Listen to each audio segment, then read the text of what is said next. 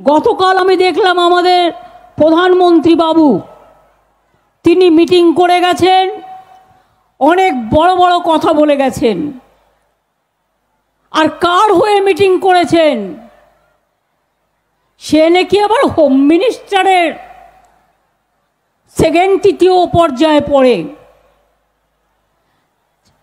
তিনি অন্যকে দুর্নীতিবাজ বলেন, আমরা বলি নিজের আয়নায় মুখ দেখো আগে।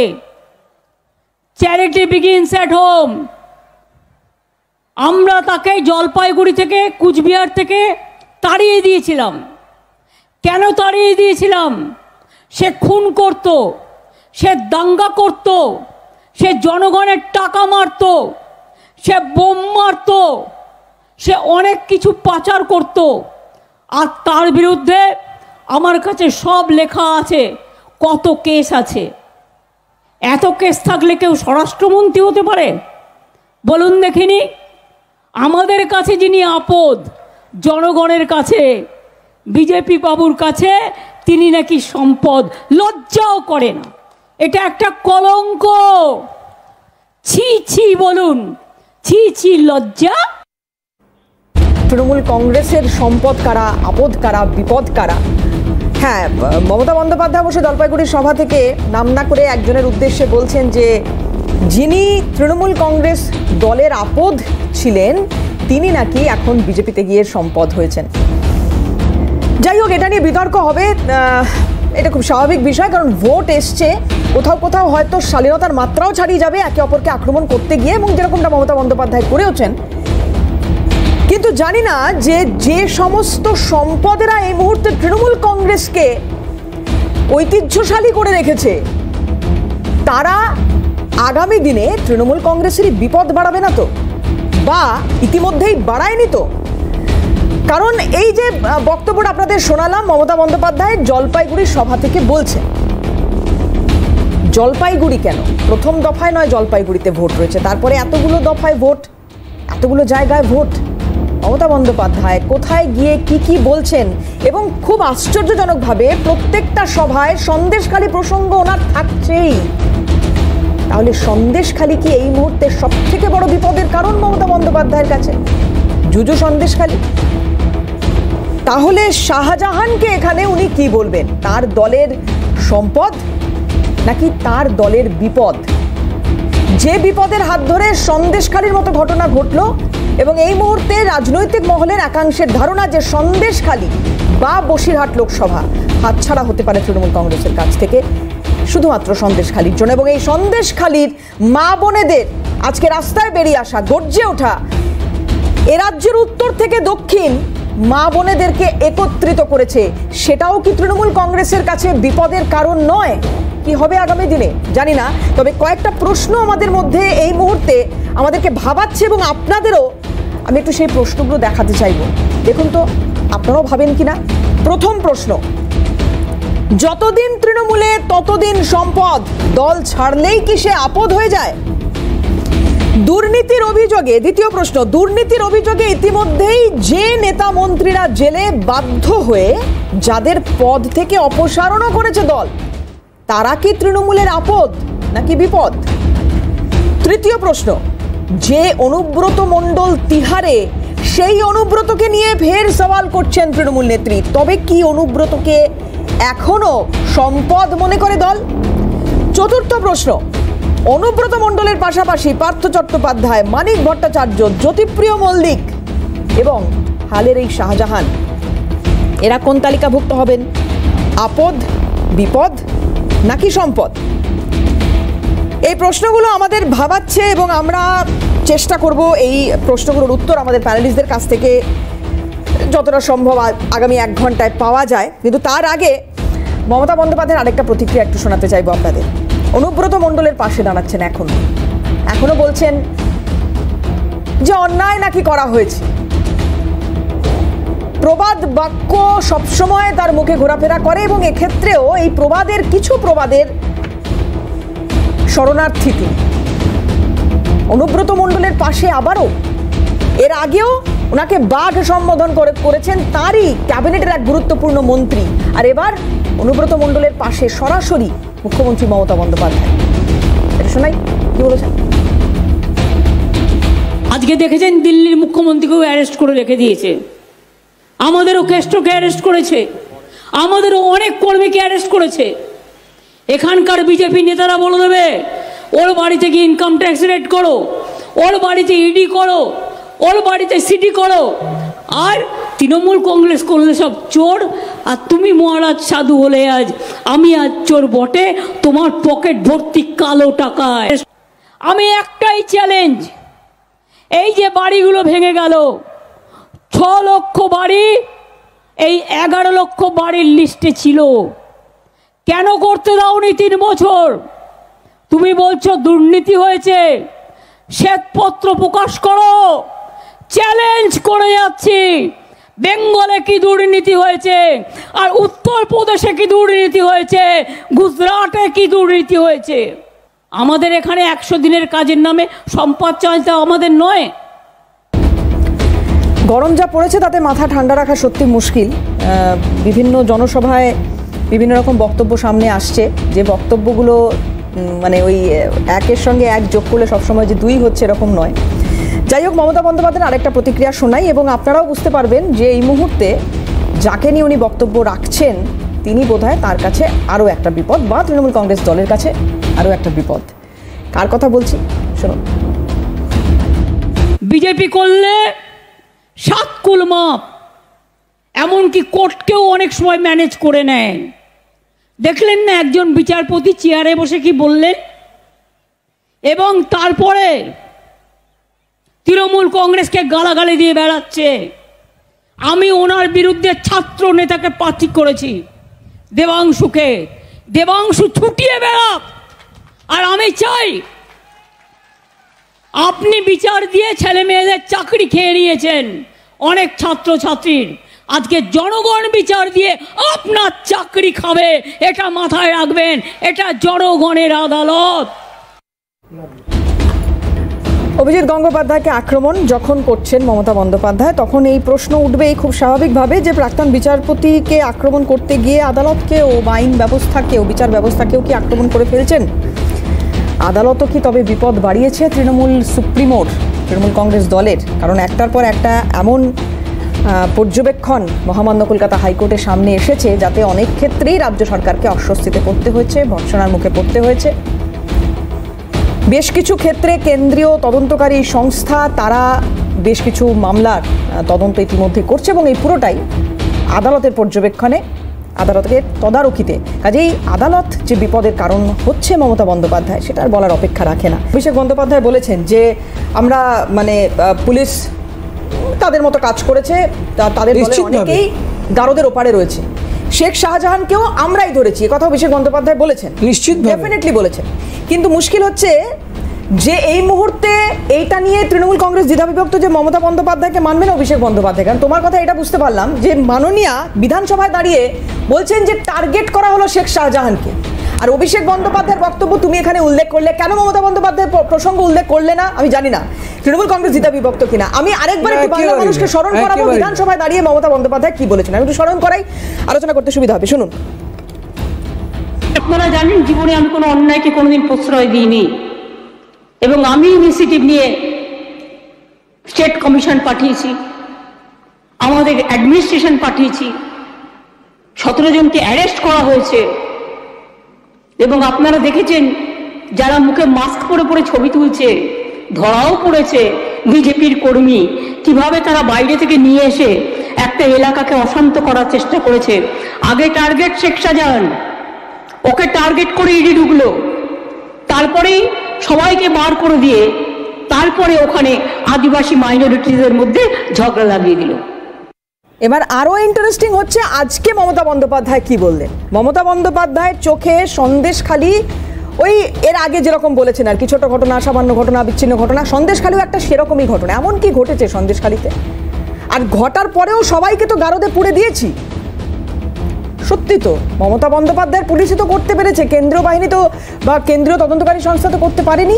এটা নিয়ে দীর্ঘ বিতর্ক হয়েছে যে আদৌ এটা এখতিয়ারে পড়ে কিনা, সে প্রশ্ন এই মুহূর্তে তর্কাতীত। কিন্তু হ্যাঁ, মমতা বন্দ্যোপাধ্যায় কি সত্যিই জানতেন না যে ওখানে কি হয়েছে বা ওখানে কি হচ্ছে? সন্দেশখালীতে কি এমন হয়েছে দেখাবো আপনাদের, যে আজকেও অত্যাচারের বেশ কিছু ছবি, বেশ কিছু দলিল আমাদের কাছে আছে। কিন্তু তার আগে মমতা বন্দ্যোপাধ্যায়ের প্রতিক্রিয়া শুনুন। আপনি কালকে বলে গেছেন যে আমার লড়াই সন্দেশখালী আর দুর্নীতির বিরুদ্ধে। আমি আপনাকে বলি, সন্দেশখালী সিঙ্গুরও নয়, নন্দীগ্রামও নয়। কিছু ঘটনা লোকালি ঘটেছে, তাদের সবাইকে গ্রেপ্তার করা হয়েছে, আমাদের পুলিশই গ্রেপ্তার করেছে, এবং তাদের যেটুকু জায়গা জমির প্রবলেম ছিল আমরা সব ফিরিয়ে দিয়েছি। আমরা কোনো রকম মানুষের সাথে অবিচার করতে দিই না। আর তোমরা জবাব দাও, হাতরাসে যে মেয়েদের পুড়িয়ে হত্যা করা হয়েছে, নরেন্দ্র মোদী কবার গেছো? কবার তোমার পার্টি গেছে? কবার বিচার করেছো? বিলকিসকে পুড়িয়ে মেরেছো, কবার বিচার করেছো? সাক্ষী কুস্তি লড়াই করতো, মেয়েটা পদ্মশ্রী ফিরিয়ে দিয়েছে, লজ্জা করে না? আসামে এনআরসি নিয়ে নিয়ে কত লোক মেরেছো? সন্দেশখালীতে কেউ তো মারা যায়নি, তাদের সবটা দেখে দেওয়া হয়েছে, কারণ এখানে আমাদের সরকার আছে। আর বিজেপি, তুমি মহারাজ সাধু হলে আজ আমরা দুর্নীতিবাজ বটে। এই সন্দেশখালীর বেতাজ বাদশা, যার কীর্তি লোকের মুখে মুখে এখনো ফেরে, আজকে ডেফিনেটলি মমতা বন্দ্যোপাধ্যায় বলছেন যে তার পুলিশ এই মুহূর্তে গ্রেপ্তার করেছে শাহজাহানকে, শাহজাহানের সঙ্গীদের। কিন্তু তারপরেও কেন তাহলে আতঙ্ক যাচ্ছে না বলুন তো সন্দেশখালী থেকে? কেন এই মানুষগুলো আজকেও একেবারে অকুত ভয় হয়ে বেরিয়ে আসতে পারছেন না প্রত্যেকে? কেন এখনো এদের মনে সন্দেহ আছে যে ভোটটা দিতে পারবো তো? কেন? তিনটে ঘটনার কথা আপনাদের বলবো। 1 নম্বর ঘটনা, প্রথম অত্যাচারের কাহিনী আজকের ডেটেও দেখুন। প্রথম কাহিনী, সন্দেশখালীতে শাহজাহানের সন্ত্রাসের নয়া নিদর্শন, সিপিএমকে মাথা নিচু করে হাঁটার নিদান। জেলিয়াখালীর লাইব্রেরিয়ানের বিস্ফোরক অভিযোগ, মাথা তুলে রাস্তায় হাঁটতে পারতেন না এই লাইব্রেরিয়ান, মাথার সামনে ইটের টুকরো ধরে রাস্তায় হাঁটতে হতো। 2 পায়ের হাঁটুতে আঘাত করা হয়েছে বারবার। শিবুদের মারে গোটা শরীরে কালশিটের দাগ দেখাচ্ছেন ওই লাইব্রেরিয়ান। অত্যাচারের বর্ণনা দিতে গিয়ে কান্নায় ভেঙে পড়ছেন তিনি, এবং আজকেও ভীত, সন্ত্রস্ত। কি বলছেন শুনুন। আমলে নদীতে বাঁধ দেওয়ার জন্য আপনার কি অপরাধ ছিল? আপনাকে মারছিল কেন? অপরাধ ছিল কি জানি, ওরাই জানে, এখানে গ্রামবাসীরা জানে, এরা জানে।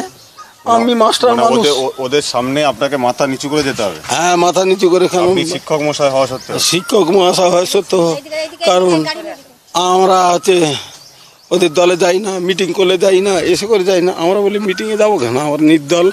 আমরা একটা মানে সমাজে নাকি আপনারা সিপিএম করতাম, তাতে কি যায় আছে? কিন্তু আমরা তো কারোর অত্যাচার করি না। আমরা সামাজিক সমাজ বন্ধু হিসাবে আমরা সবাইয়ের কাছে দাগ এখানটা আর থাকে 15-20 বছর। দেখাও না কোন জায়গাটা মেরেছে। হ্যাঁ, এই রুল দিয়ে মেরেছে। হ্যাঁ বলো। বাতা দিয়ে মেরেছে। দেখাও না। আর এখানে বসে ভাত খেতে পারিনি বাবা, এই মেরেছে দেখুন। কত সালে এই মারধর হয়েছে? এই তো 2 বছর হলো, 2-3 বছর হলো। কেমনি করে হাঁটতে বলেছিল? মাথা নিচু করে দেখা। কিভাবে হেঁটে যেতে হতো ওদের সামনে? ইট নিয়ে যাওয়া অফিস দিয়ে বেরিয়েছি। আর কত দূর যাবো? দ্বিতীয় কাহিনীটা দেখাই এবার, দেখুন।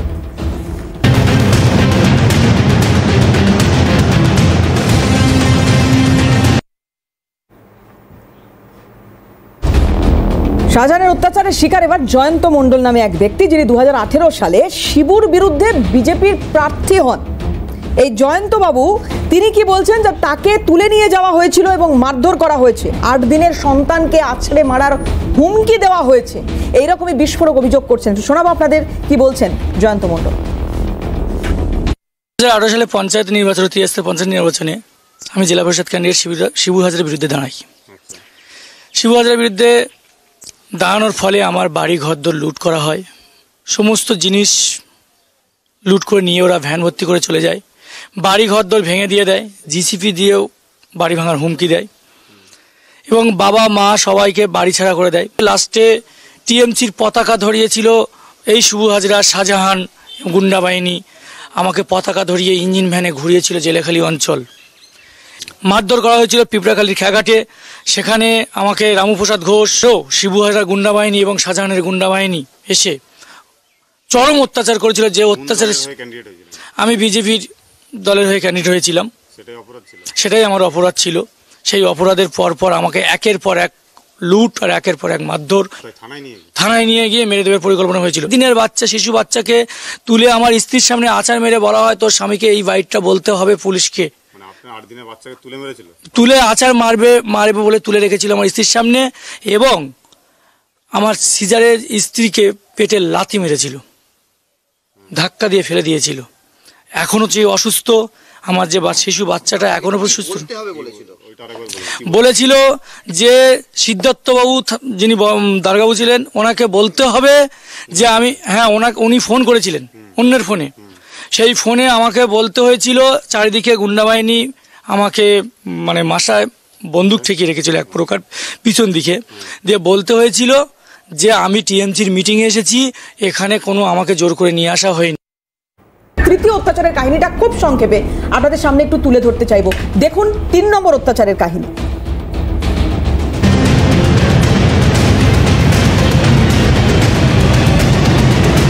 সারা শরীরে অত্যাচারের কালো দাগ। একটি দোকান বিক্রি নিয়ে প্রতিবাদ করে জয়ন্ত এবং 50,000 টাকা ছিনিয়ে নেয় শিবুর লোকজন। সন্দেশখালীর পার্টি অফিসে গিয়ে মারধর করা হয়, লোহার রড দিয়ে মারধর করা হয়েছে এমনটা অভিযোগ। একটা সামান্য দোকান খুলতে চেয়েছিলেন এবং দোকানের এবং এই মানে এটা হতে পারে এই বাংলাতেই সম্ভব।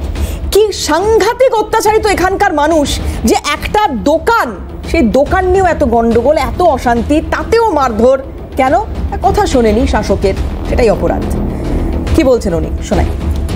আমাকে মারধর করা হয়েছিল, আমি বাড়িতে ছিলাম, তো আমি আমার বাজার কমিটি ছিলাম, মানে দুর্গাপূজা কমিটির আমি একজন ক্যাশিয়ার। মানে কমিটিতে একটা বাজারের দোকান বিক্রি হয়, গরিব মানুষের দোকান বিক্রি করা হয়েছিল।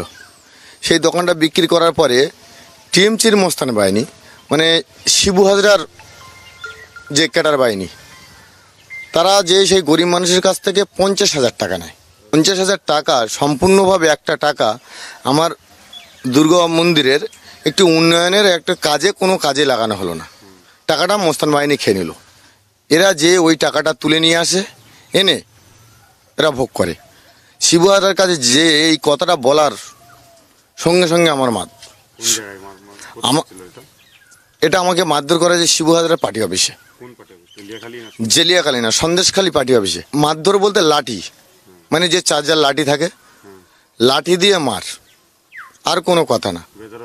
মার তো সেই মারধর করতে করতে করতে মানে গোটা শরীরটা তো কাল ছিঁড়ে পড়ে আছে। আপনাদের কাছে দেখাতে পারবো আমার ফটো এবং আমার রিপোর্টও দেখাতে। বলছে তুই আজ দিন সময়ের মধ্যে 86,000 টাকা আমাকে দিয়ে যাবি। মুশকিলটা যেটা জানেন তো, যে আজকে যখন ইএসআই জোকায় যাচ্ছেন স্বাস্থ্য পরীক্ষা করতে শেখ শাহজাহান, সেই সময় সেই সাধারণ মানুষ যারা ভোট দিতে যাবেন তারা কি বলছেন শাহজাহানকে উদ্দেশ্য করে, তাহলে কিন্তু ছবিটা অনেকটা পরিষ্কার হবে এবং এই যে বিপদের কথা সেটা তৃণমূল কংগ্রেস আরও পরিষ্কার করে বুঝতে পারবে যে এই মানুষগুলো যারা ভোট দেন তাদের একাংশ আজকে কি বলছেন। আর এই ভোটটাই যদি প্রতিফলিত হয় ভোট বাক্সে, তাহলে বিষয়টা ঘুরে যাবে না তো। দেখা যাক কি বলছেন এই মানুষগুলো। আজকে অনুষ্ঠান শেষ করতে করতে তাদের বক্তব্য। ভালো থাকবেন সবাই, নমস্কার।